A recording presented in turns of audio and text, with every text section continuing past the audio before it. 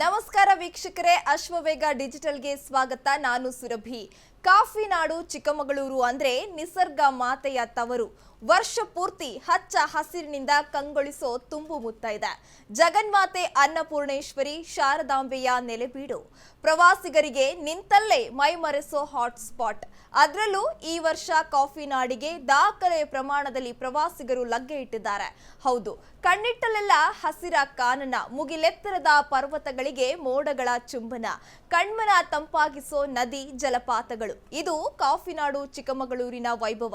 ಹೀಗಾಗಿ ಈ ಸ್ವರ್ಗವನ್ನ ಕಣ್ತುಂಬಿಕೊಳ್ಳಲು ನಿತ್ಯ ಜನಸಾಗರವೇ ಹರಿದು ಬರುತ್ತೆ.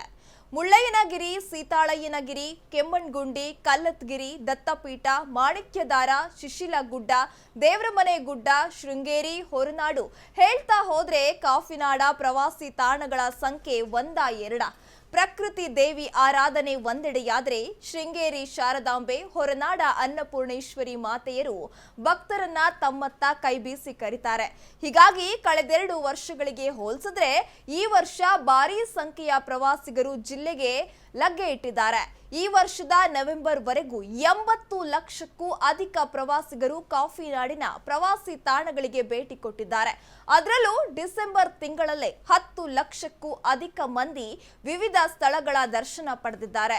ಕಾಫಿ ನಾಡ ಧಾರ್ಮಿಕ ಹಾಗೂ ಪ್ರವಾಸಿ ತಾಣಗಳಲ್ಲಿ ಇಷ್ಟು ದೊಡ್ಡ ಮಟ್ಟದ ಪ್ರವಾಸಿಗರು ಬರಲು ಸರ್ಕಾರದ ಶಕ್ತಿ ಯೋಜನೆಯ ಪಾಲು ಕೂಡ ಇದೆ.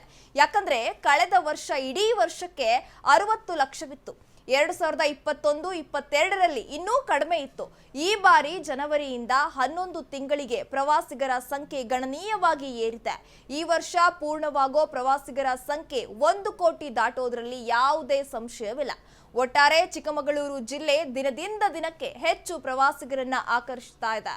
ಭಕ್ತರು ಮತ್ತು ಪ್ರವಾಸಿಗಳ ಅನುಕೂಲಕ್ಕಾಗಿ ಪ್ರವಾಸೋದ್ಯಮ ಇಲಾಖೆ ಮೂಲ ಸೌಕರ್ಯದತ್ತ ಮತ್ತಷ್ಟು ಗಮನ ಹರಿಸಬೇಕಾಗಿದೆ. ಇದಾಗಿತ್ತು ಇಂದಿನ ಅಶ್ವವೇಗ ಡಿಜಿಟಲ್. ಹೆಚ್ಚಿನ ಅಪ್ಡೇಟ್ಸ್ಗಾಗಿ ನೋಡ್ತಾ ಇರಿ ಅಶ್ವವೇಗ. ಇದು ಸತ್ಯಾನ್ವೇಷಣೆಯ ಓಟದಲ್ಲಿ.